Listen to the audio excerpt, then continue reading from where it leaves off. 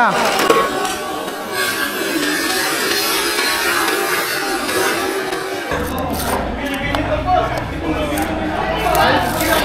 Bastos all the way. Eto, ang auto mo, umabot ba yan ng 20k? Hindi lang. Hindi lang 20k? Roller lang yan. Turan yan. Magkano rollers? Eto maganda. 4.5. 4-5 rollers pa lang. Kaya yung iba kasi nagtataka bakit 20k daw umabot ang isang RTR ngayon. Kaul 1K. 1k. Gulong 1.4. 1.4. Chassis 1K. 1k. Kasi may suspension, di ba? Tapos plates. Oh.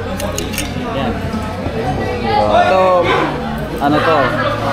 Lightweight to. More than 20k to.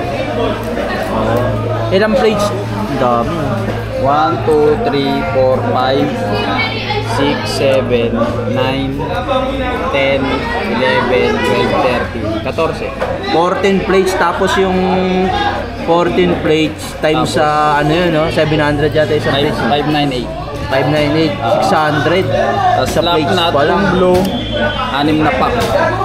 6 pack yung blue? Oo. Duwanto na. Oo. O bearing pa.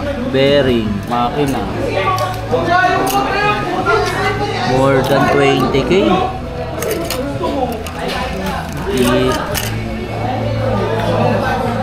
Carbon load dito. Anong tawag naman sa setup na to? 80 extended. 8 extended.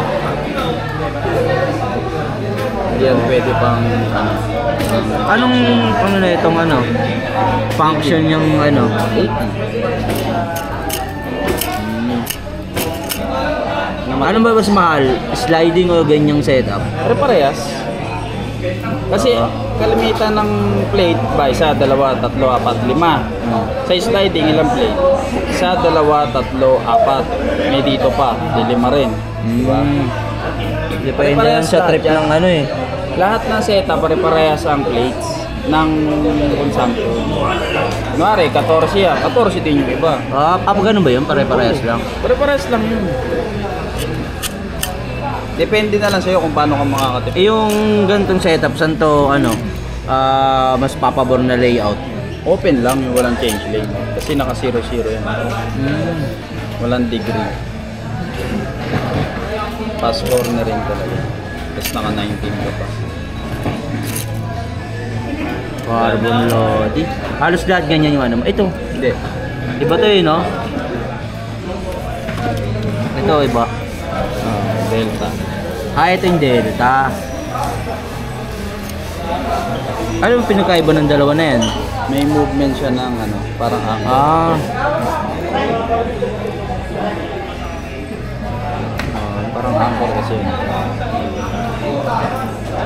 Kung ano yung movement sa likod, ganun din. Tapos, ito Sultan to, di ba? Hindi. Hindi ba ito Sultan? Normal lang. Pero halos kamukha siya ng Sultan. Oo, gawa nito. Oo. Ito, ano rin to? 20k build din to. 20k. 20 na fix. Oo, kasi normal. Yung sa 20 na yun, hindi pa kasama labor. Kasama na. Kasama na. Oo. Ito kasi, normal lang, so mas mura. So kaya dyan siya papasok ng 20. Dito kasi pag nakaganto ka, may higit pa sa 20. Kasi di roller mo lang 4-5 na. Depende talaga sa parts na gagamitin. Ayan, chassis, gulong, labor, 5k, di 9k na.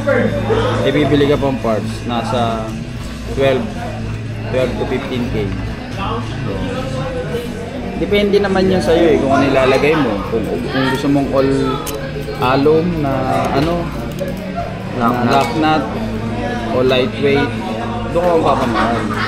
Depende sa arte ng magpapabil. Depende sa'yo. Poging-pogi! Yo, thank you, Tamiya Russo, the builder. Eto na. Tamiya Russo, 20k build. Lane 1. Ayan na, grabe rin sana. Yoy! Membang! Malakas nga. What happened? Embang. Natingin mo ano nangyari? Dumulas na yung frame. Embang. Saan binigyan tayo niya nun? Nice try.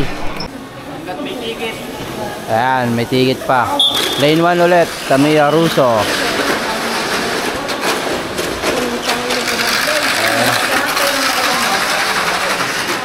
Yun. Hey!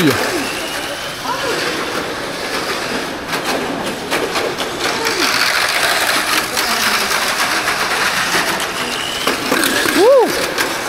Ay, puti nilinyahan. Change lane ako. Layo mo. Ayan na. Hey! Ano nangyari? Dead hit? Ah, nalinyahan. Change lane yung last lap niya. Sayang. Ganda na laban.